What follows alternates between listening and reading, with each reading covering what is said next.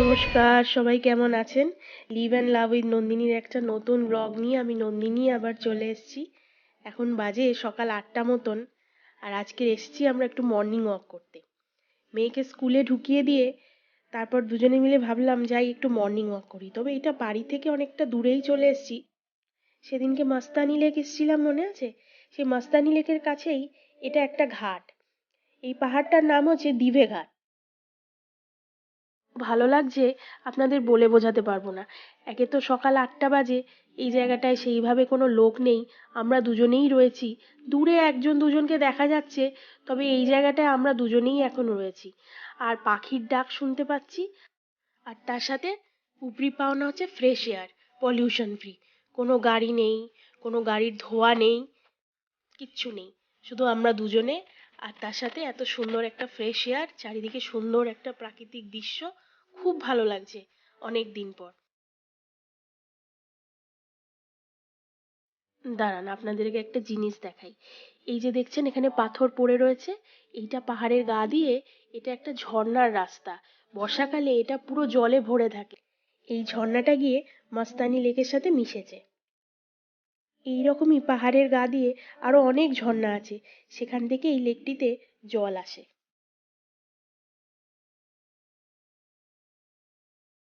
তবে আমরা হাঁটতে হাঁটতে বেশ অনেকটাই দূরে চলে এসেছি। আর এইসব জঙ্গল দেখে একটু ভয় লাগছে, না ভূতের ভয় লাগছে না সকালবেলা, তবে সাপ খোপের ভয় লাগছে। শুনেছি পাহাড়ের গায়ে পাথরের মধ্যে সাপ খোপ থাকে। না চলুন, 8:30টাও বেজে যাচ্ছে, এবার আস্তে আস্তে বাড়ির দিকে যেতে হবে, বাড়ি ফিরি।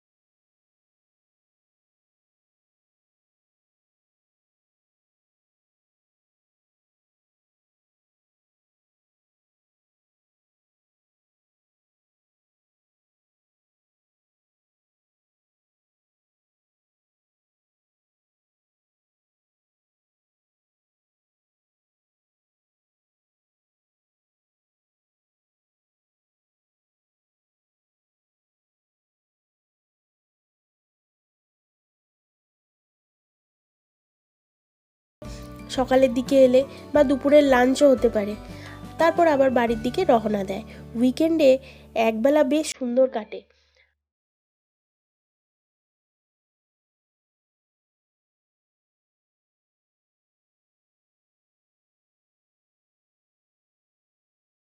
তবে বর্ষাকালে শুনেছি এই ঘাটের প্রাকৃতিক সৌন্দর্য আরো বেড়ে যায়। আমি যখন প্রথম পুনেতে আসি, তখন এখানকার যত বন্ধু বান্ধব আছে তারা সবাই আমাকে রেকমেন্ড করেছিল যে বর্ষাকালে সাইট সিন করতে। বর্ষাকালে নাকি পুনের প্রাকৃতিক সৌন্দর্য আরো বেড়ে যায়। তবে আমার সেইভাবে বর্ষাকালে ঘোরা হয়নি, কারণ আমার মেয়ে ছোট, এখনো ভয় লাগে বর্ষাকালে বাইরে বেরোতে।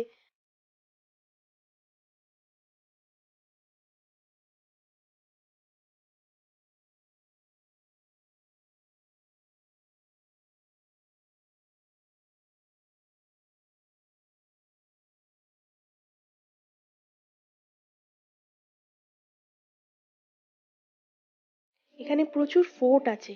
এই ফোর্টগুলোও দেখেছি বর্ষাকালেই সবাই ট্রেক করে। ফোর্টগুলো অনেক উঁচুতে, অনেক হাইটে, তো ওগুলো ট্রেক করা ছাড়া ওঠা যায় না, আর খুব বিপজ্জনক, খুব পিছল রাস্তা। তো বর্ষাকালেই দেখেছি কিন্তু লোকজন ওইটা ট্রেক করে। দাঁড়ান, এই চপিং বোর্ডটা একটু মুছে নিই।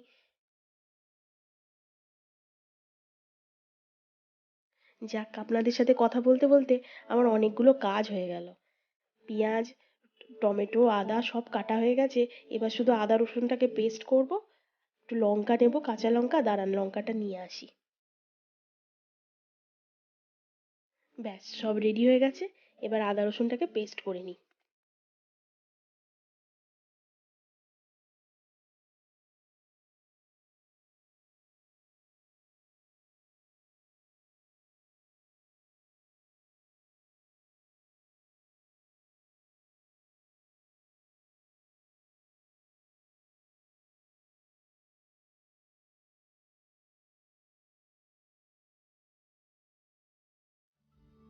আজকের মাংসটা যেভাবে সবার বাড়িতে রবিবার দিন মাংস হয়, রবিবারের চিকেন, সেইভাবেই বানাচ্ছি। আলু দিয়ে, টমেটো দিয়ে, পেঁয়াজ দিয়ে। তাই ডিটেলসে আর রেসিপিটা আপনাদের সাথে শেয়ার করলাম না। কষা হয়ে গেছে, জল ঢেলে দিয়েছি। এবার কুকারের ঢাকনাটা বন্ধ করে দিয়ে 2টো সিটি দেবো।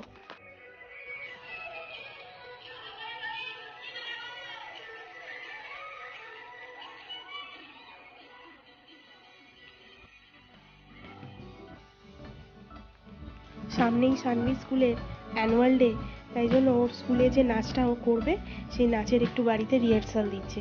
ওই আমাকে বলেছে, মা আমাকে শাড়ি পরিয়ে দাও, আমি একটু নাচ করব। বিকেল হয়ে গেছে। আজকে এসেছি, সামনেই একটা মেলা হচ্ছে সেখানে। আমাদের কথায় মেলা, কিন্তু অ্যাকচুয়ালি এটা মেলা না, এটা একটা প্লে জোন। দাঁড়ান, আপনাদেরকে দেখাই। এটিএম কার্ডের মতন কার্ড রিচার্জ করতে হয়, আর আপনার যে রাইডটি পছন্দ সেটায় কার্ড ঢোকালে তবেই রাইডটি চলবে। দাঁড়ান দেখি, নৌকোটায় সানভির খুব উঠতে ইচ্ছা করছে। মনে হচ্ছে আমাকেও সাথে উঠতে হবে, ও একা পারবে না।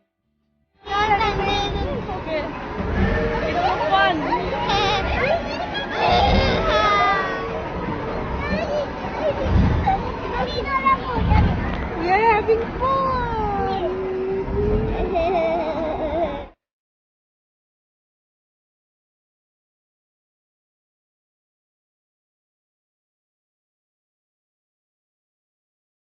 আজকে ভিডিওটা এখানেই শেষ করছি। যদি কিছু ভালো লেগে থাকে ভিডিওতে, তাহলে অবশ্যই একটা লাইক করে দেবেন। আপনাদের একটা লাইক আমাকে প্রচণ্ড মোটিভেট করে পরের একটা ভিডিও বানানোর জন্য। আর আমার চ্যানেলটা যদি সবার প্রথমে দেখতে চান, তাহলে অবশ্যই চ্যানেলটা সাবস্ক্রাইব করে দেবেন। আর যদি ভালো লাগে তাহলে একটু সবার সাথে শেয়ার করবেন। আজকের মতো এই পর্যন্তই। সবাই সুস্থ থাকবেন, ভালো থাকবেন, সাবধানে থাকবেন। দেখা হচ্ছে একটা নতুন